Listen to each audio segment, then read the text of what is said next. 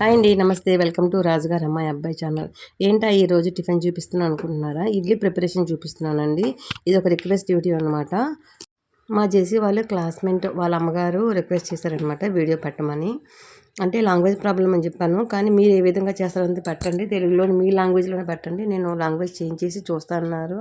ఎందుకంటే మన present option కూడా యూట్యూబ్ వాడు ఇచ్చారు, ఏ లాంగ్వేజ్ వాళ్ళైనా సరే మన వీడియో అన్నది చూడొచ్చు అనమాట, లాంగ్వేజ్ చేంజ్ చేసుకొని. నేను ఇడ్లీ పెట్టడం కోసమని ఒక 100 ml గ్లాస్తోని పప్పు తీసుకున్నాను. పప్పుని 6 hours ముందు నానబెట్టుకున్నాను. నానబెట్టుకున్న తర్వాత గ్రైండర్లో వేస్తున్నాను. ఇది మిక్సీలో వేసుకోవచ్చు, గ్రైండర్లోనే వేసుకోవచ్చు. మనము గ్రైండర్లో వేసుకోవడం వలన రుబ్బు అనేది బాగా ఉరువు వస్తుంది అనమాట. అంటే డబల్ క్వాంటిటీలో వస్తుంది. అది కూడా మనం పప్పు తీసుకున్న విధానంలో కూడా ఉంటుంది. మనము ఎక్కువగానే ఉరువు వచ్చిన పప్పు చూసుకొని క్వాలిటీ తీసుకోవడం వలన మనకు ఇడ్లీ అనేది కూడా స్మూత్గా వస్తుంది. అలాగే రుబ్బు అన్నది కూడా బాగా ఎక్కువగా వస్తుంటుంది అనమాట. రుబ్బు వేసేటప్పుడు కూడా వాటర్ ఎక్కువ వేయకూడదు. ఫస్ట్ కొంచెం వాటర్ వేసి మెత్తగా ప్రతి ఒక్క బద్ద నలిగిన తర్వాత అప్పుడు దానికి తగినంత వాటర్ వేసుకోవాలి. మనము ఒక 10 నిమిషాలకు ఒకసారి చుట్టువైపులు పప్పు ఎక్కడైనా ఉండిపోయిందేమో అందున చెక్ చేసుకుంటూ ఉండాలి. ఎందుకంటే మధ్యలోని పప్పు అన్నది ఉండిపోతూ ఉంటుంది. ఓకే, దీనికోసం అని నేను లలిత బ్రాండ్ ఇడ్లీ రవ్వ తీసుకున్నాను. మేము వచ్చేటప్పుడే ఇలాగ ఒక 4-5 ప్యాకెట్లు తెచ్చేసుకుంటాము. లేదంటే ఎవరైనా మన ఆంధ్ర వాళ్ళ నుంచి వచ్చిన వాళ్ళు ఉంటే వాళ్ళ చేతి తెప్పించుకుంటాము. ఒక గ్లాస్కి 3 గ్లాసులు ఇడ్లీ రవ్వ నానబెట్టుకుంటున్నాను. ఇది కూడా ఒక గంట ముందు నానబెట్టుకుంటే మనకు ఇడ్లీ స్మూత్గా రావడానికి అవకాశం అంటూ ఉంటుందన్నమాట. ఇది ఒక 2 times నీట్గా క్లీన్ చేసేసుకొని వాటర్ దానికి నిండినంత వరకు వేసేసుకోవాలి. ఆల్రెడీ మన ప్యాకెట్లోనే వచ్చేది కాబట్టి కల్తీ అంటే ఏమి డస్ట్ పార్టికల్స్ అంటే ఏమీ ఉండదన్నమాట. కాకపోతే ఒక 2 times మనం కడిగేసుకుంటే మంచిది. రండి, మనం రుబ్బు ఎంతవరకు వచ్చిందో చూద్దాము. రుబ్బు ఆల్రెడీ మనది మెత్తగా అయిపోయింది. రుబ్బుని మనము ఒక వడలపాటి గిన్నెలోని తీసుకోవాలి కలుపుకోవడం కోసమని. ఎందుకంటే పిండి 2 కలుపుతాం కదా, కలిపేటప్పుడు రుబ్బు పక్కన తీసేసి దాని పిండిలో కలుపుకుంటాము.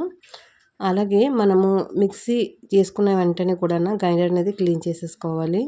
లేదంటే ఒక బ్యాడ్ స్మెల్ వచ్చేస్తూ ఉంటుంది. అది అతుకుపోయిన తర్వాత క్లీన్ చేయడం ప్రాసెస్ అనేది చాలా డిఫికల్ట్గా ఉంటుంది. మనం గ్రైండ్ చేసుకున్న రుబ్బులోకి నానబెట్టుకున్న ఇడ్లీ రవ్వను వాటర్ మొత్తము పిండేసి, చూడండి నేను ఎలా పిండుతున్నానో, వాటర్ మొత్తం పిండేయాలి అలా గట్టిగాన. పిండేసిన తర్వాత దాంట్లో వేసుకోవాలి. దీంట్లోనే తగినంత ఉప్పు కూడా వేసుకొని 2 కూడా బాగా మిక్స్ అయ్యేలాగా కలుపుకోవాలి. నేను ఏ విధంగా కలుపుతున్నాను చూడండి. వీడియో మాత్రం ఎక్కడ స్కిప్ చేయకుండా చూడండి. ఇడ్లీ ఎలా చేయాలి తెలియని వాళ్ళకి ఇది ఒకటి మంచి వీడియో అనుకుంటున్నాను. కొంతమందికి ఇడ్లీ అనేది చాలా గట్టిగా వస్తూ ఉంటుంది. ఈ ప్రాసెస్లో చేసుకున్నారనుకోండి, అంటే ఈ కొలతల్లో చేసుకున్నారనుకోండి, ఇడ్లీ అనేది మెత్తగా వస్తుంది. ఇడ్లీ తినడం కూడా హెల్త్కి చాలా మంచిది. నేను తయారు చేసుకున్న పిండిని 2 దాంట్లో సర్దేసుకుంటున్నాను. ఒకటి ఎర్లీ మార్నింగ్ ఇడ్లీ పెట్టుకోవడానికి, అలాగే ఒకటి 2 రోజుల తర్వాత అయినా మనకి ఎప్పుడు అవసరమైతే అప్పుడు పెట్టుకోవడానికి. మనం ఇది తయారు చేసుకున్నది 1 week వరకును స్టోర్ చేసుకున్నాం అనుకోండి ఫ్రిడ్జ్లోని, 1 week వరకు మనం వాడుకోవచ్చు. ఇది మూత పెట్టేసి పక్కన పెట్టేసుకొని ఈ ప్లాస్టిక్ డబ్బాలో పెట్టుకున్నది ఫ్రిడ్జ్లో పెట్టేసుకోవాలి. మార్నింగ్ రండి ఎలాగైందో చూద్దాము. చూడండి ఎలాగ ఫర్మెంటింగ్ అయిందో, చాలా బాగా అనిపిస్తుంది కదా. ఇలా ఫర్మెంటింగ్ అయిన దాంట్లోని కొంచెం మనం కలుపుకోవాలి ఇటు అటుగాను. అలాగే ఇడ్లీ పాత్రలోని గిన్నెలు ఉంటాయి కదా, అందులోనే మనం కొంచెం కొంచెంగా వేసుకొని పెట్టుకోవాలి. ముందు ఇడ్లీ పాత్ర పెట్టుకొని అందులో వాటర్ వేసేసుకున్నాను. నేను 4 years నుంచి సేమ్ ఇదే ఇడ్లీ పాత్ర వాడుతున్నాను కంటిన్యూగా. అలాగే మా చిన్నోడికి అట్టు కావాలంటే దాంతోపాటు అట్టు కూడా వేసాను. ఇది రుబ్బుగాని తయారు చేసి ఉంచుకున్నాం అనుకోండి, మనం బోండాలు వేసుకోవచ్చు, అట్టు వేసుకోవచ్చు, ఇడ్లీ వేసుకోవచ్చు, మన ఇష్టము.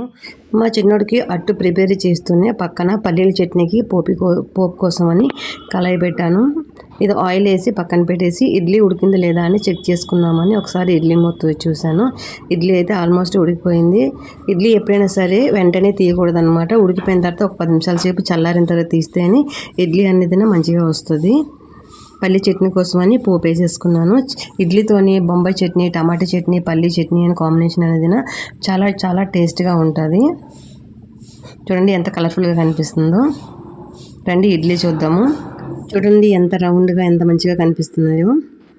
ఇది వెంటనే తీయకూడదు. ఒక 10 నిమిషాలు గట్టితోని అలా తీసేసుకున్నాం అనుకోండి, అసలు గిన్నెకి ఏమాత్రం అంటుకోకుండా నీట్గా అన్నది వచ్చేస్తుంది. చూడండి ఎంత మెత్తగా ఉందో, స్పాంజీ లాగా వచ్చింది ఇడ్లీ మాత్రము. వీడియో మీకు నచ్చింది అనుకుంటున్నాను. నచ్చిన వాళ్ళందరూ లైక్ చేయండి, షేర్ చేయండి, కామెంట్ చేయండి. ఇంకో మంచి వీడియోతోని మళ్ళీ కలుద్దాం. Bye bye.